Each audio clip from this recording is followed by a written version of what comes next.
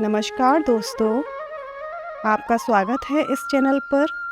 मैं आज आपके लिए माता वैष्णो देवी के कुंवारी होने की कहानी लेकर आई हूँ।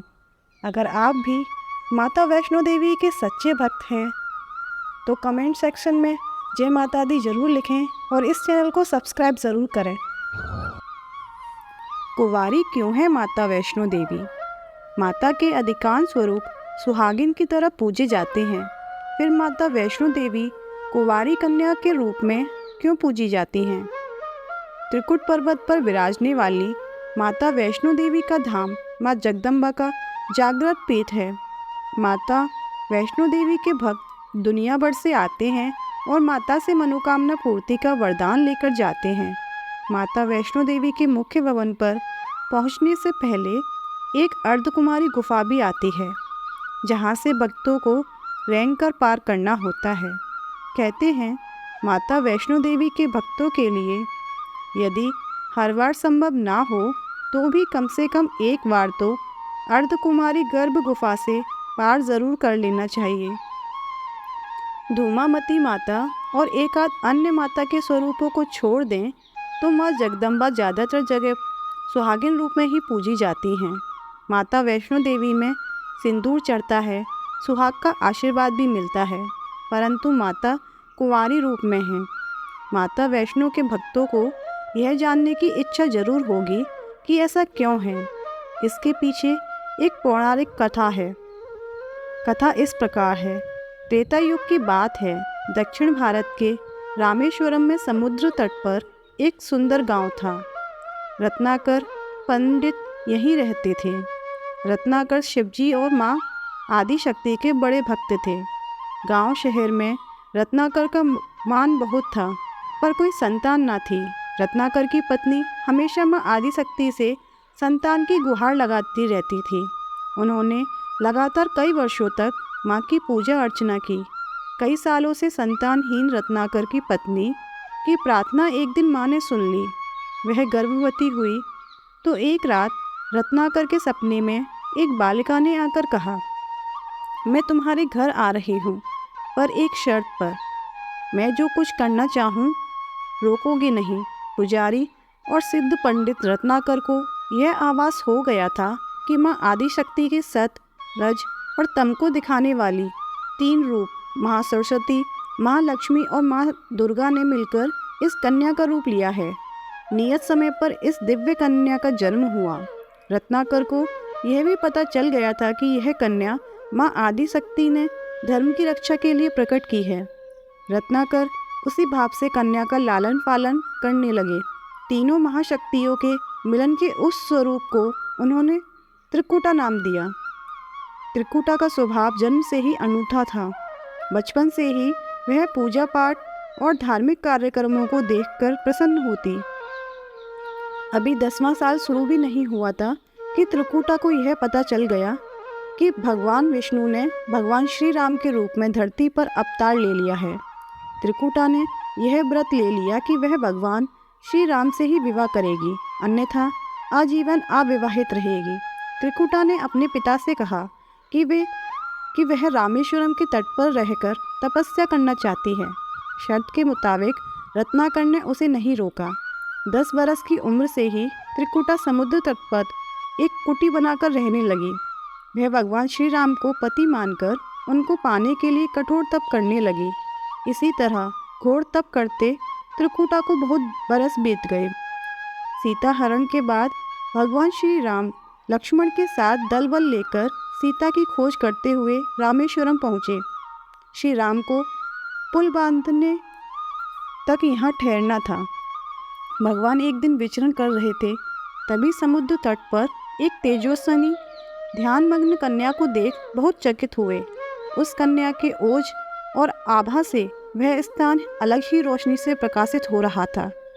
भगवान श्री राम कौतूहलवश उस कन्या के तपोस्थल तक पहुँचे। प्रभु ने उस कन्या से पूछा, तुम कौन हो देवी, और इतनी कम उम्र में इतना कठोर तप क्यों कर रही हो? ऐसी क्या अभिलाषा है जिसके लिए ऐसा घोर तप करने को विवश हो?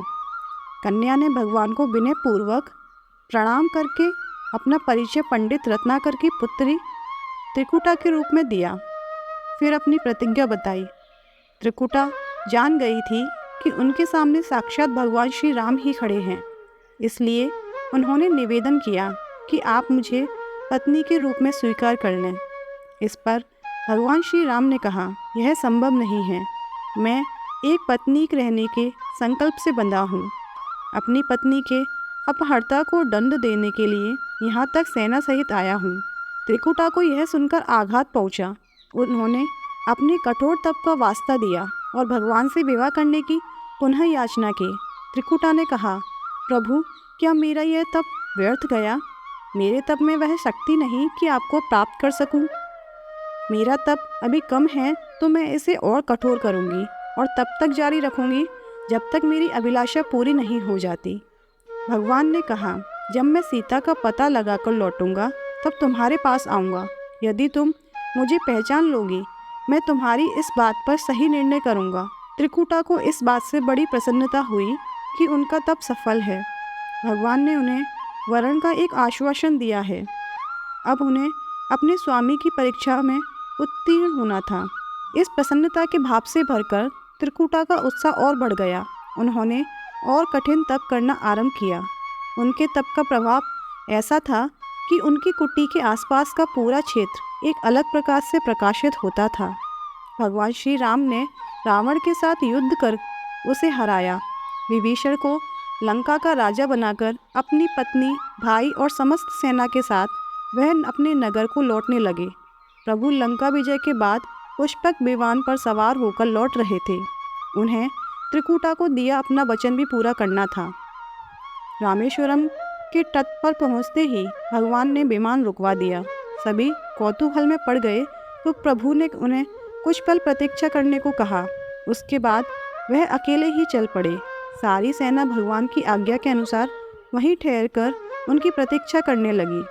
श्री राम ने एक अत्यंत बूढ़े ब्राह्मण का वेश बनाया और देवी त्रिकुटा के पास पहुँचे।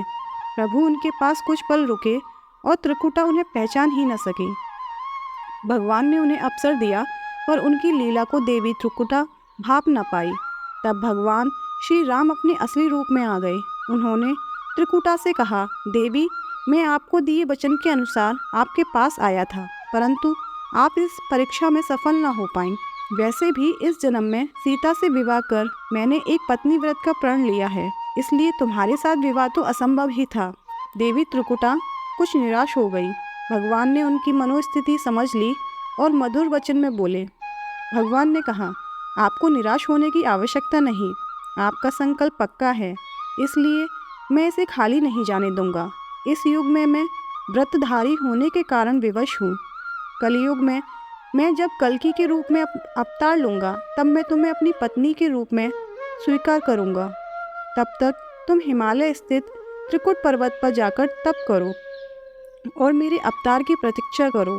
भगवान ने उन्हें वरदान देते हुए कहा, तुम भक्तों के कष्ट और दुखों का नाश करते हुए इस संसार का कल्याण करती रहो। विष्णु का अंश होने, उनके कुल में अवतार होने तथा विष्णु पूजक होने के नाते सारा संसार तुम्हें माता वैष्णो देवी के रूप में पूजेगा। कलयुग में तुम्हारे लिए कुछ भी अदे नहीं होगा।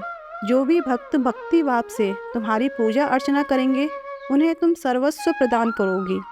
भगवान श्री राम यह वरदान देकर चले गए। त्रिकुटा श्री राम से मिले इस वचन से अत्यंत प्रसन्न थी। उन्होंने प्रभु के आदेश अनुसार संसार के कल्याण का संकल्प लिया। त्रिकुटा उत्तरी भारत के मणिक पर्वत श्रृंखला की 3 पहाड़ों वाले त्रिकुट पर्वत पर तप के लिए आ गईं। वहीं माता वैष्णो देवी के नाम से विराजमान हैं। श्री हरि का वरदान होने के कारण वैष्णो माता भक्तों की सभी मनोकामनाएं पूरी करती हैं। इसलिए माता का स्वरूप कुमारी का है। वह श्री हरि के कल्कि अवतार की प्रतीक्षा कर रही हैं। उस अवतार के बाद भगवान उन्हें स्वीकारेंगे और संभव है माता वैष्णो देवी को किसी अन्य धाम पर स्थान दें और उन्हें कुछ अन्य दायित्व भी दें। अगर आपको यह कहानी अच्छी लगी हो तो प्लीज़ इसे लाइक करें, शेयर करें और इस चैनल को सब्सक्राइब करें। धन्यवाद।